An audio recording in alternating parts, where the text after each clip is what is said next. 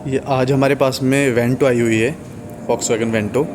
और इसकी एसी का जो कूलिंग कॉइल है वो ख़राब है, तो इसका हम डैशबोर्ड खोल रहे हैं। तो डैशबोर्ड कुछ इस तरह से खुलता है कि सबसे पहले जो खुलता है वो इसका ऊपर का ये फ्रेम खुलता है। सबसे पहले हम इसका फ्रेम खोलते हैं। फ्रेम खोलने के बाद सेकंड टाइम पे ये जो डंडा है इसका ये खुलता है। उसके बाद में फिर जब हम गाड़ी की तरफ बढ़ते हैं तो इसका स्टीयरिंग कॉलम खुलता है।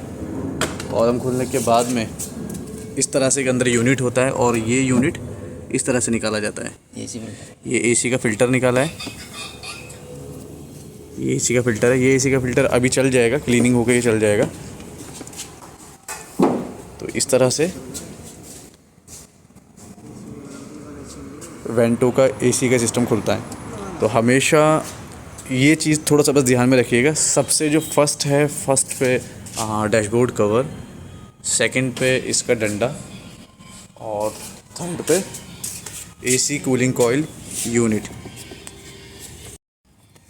एक चीज़ का हमेशा ख़ास ख्याल रखा जाए, कभी भी जब एसी का हम यूनिट खोलते हैं तो ये जो गरारियाँ हैं, इन गरारियों का ख़ास ख्याल रखा जाए कि ये एक आध गरारी कूद ना जाए या किसी भी तरह से, जैसे मान लीजिए बहुत से कूलिंग कॉइल के लिए ये निकाल देते हैं, ये सारी इधर से ये चीज़ें निकाल देते हैं, क्योंकि दोबारा इसकी जो सेटिंग होने में बहुत टाइम लगता है। और ज़्यादातर क्या है कि सेटिंग होती नहीं है, ये पूरा फिर यूनिट हमें इसमें चेंज करना पड़ता है। खाली गरारी चेंज नहीं होती, पूरा यूनिट चेंज करना पड़ता है इस कंडीशन में हमें।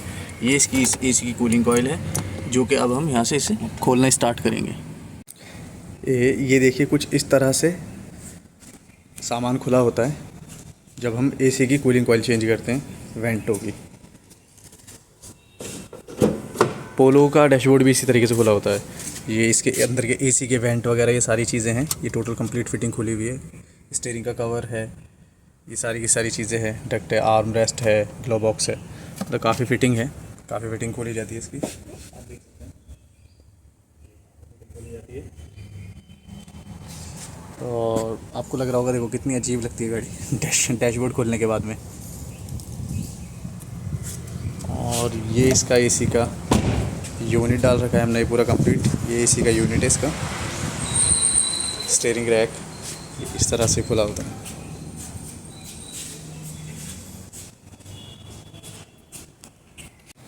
इसका यूनिट हमने बाहर निकाल लिया है। और ये जो यूनिट होता है ये दो हिस्सों में निकलता है। ये हमने इसका एक हिस्सा इस साइड पे यहाँ पर रख दिया है और दूसरे हिस्से के अंदर यहाँ पर ये कूलिंग कॉइल लग रही है इसके अंदर। ये यूनिट जैसे कि मैंने आपको बताया था कि यूनिट वहाँ पर लगा होता है। अब हमने फर्स्ट सेकंड जो एरिया होता है इसमें ये कूलिंग कॉइल होती है लगी हुई। अब आप देख सकते हैं कि हमारे पास में जेन्युइन पार्ट आ गया है। ये cooling coil, new cooling coil आ गई है। पुरानी कूलिंग कॉइल की जो फॉर्म है उसे हम इरेज़ कर रहे हैं, बाहर निकाल रहे हैं उसे। ये रिमूव करके इसके ऊपर फिट करेंगे बॉस्टिक की मदद के साथ। ये इसकी कूलिंग कॉइल हमने बाहर कर दी है इस वक्त। और ये लीक है कूलिंग कॉइल। ये कूलिंग कॉइल जो है लीक है, आपको दिख रहा होगा इसके ऊपर एक येलो स्पॉट लग रहे होंगे। ये यहाँ पर ये लीक है यहाँ से। तो मतलब ज़रूरी नहीं होता कि कूलिंग कॉइल से ऑयल बाहर हो जाए, कंप्रेसर ऑयल बाहर निकल जाए या एसी का सिस्टम का ऑयल बाहर निकल जाए, दाग हो जाए, ऐसा ज़रूरी नहीं होता। ये जो येलो जो निशान दिख रहे हैं ना, ये वाले, ये भी कूलिंग कॉइल लीकेज के ही होते हैं। ये हमारा कंप्लीट हो गया। अब इसमें न्यू पार्ट लगाएंगे, तब इसे फिट करेंगे। ये देखिए इसका जेन्युइन पार्ट आ गया है।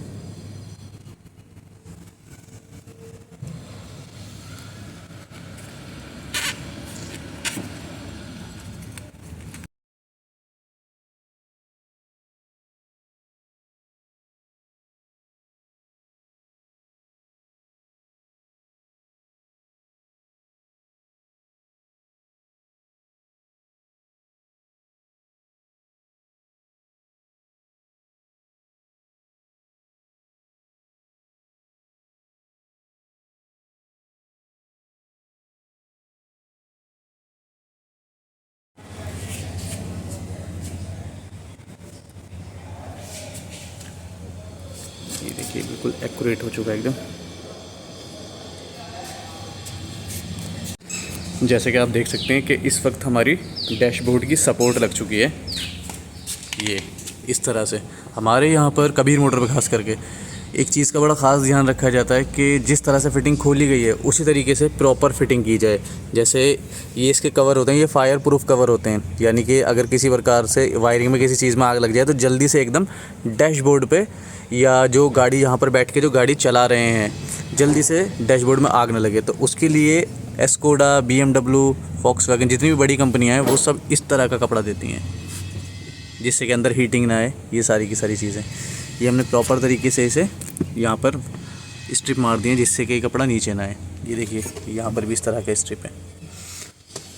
ये इसका पीछे का भी फिटिंग है। अभी ये सब फिट होगा इसके अंदर, ये पूरा की पूरा फिटिंग होगा। ये देखिए ये प्रॉपर तरीके से हमने डैशबोर्ड सपोर्ट इसके अंदर लगा चुके हैं। वॉक्सवैगन वेंटो, ये इसके ऊपर इस वक्त हमने इसका डैशबोर्ड जो है डैशबोर्ड फिट कर दिया है। और ये वायरिंग की सेटिंग चल रही है सब। यहाँ पर स्टीरियो लगता है, जैसे कि आपको पता ही है कि यहाँ पर स्टीरियो लगता है। और ये एसी के वेंट लगेंगे फिर इसके बाद में, ये एसी के वेंट ये लगाए जाएंगे। थोड़ा सा वक्त लगता है, लगभग पूरा दिन लग जाता है इस काम के अंदर।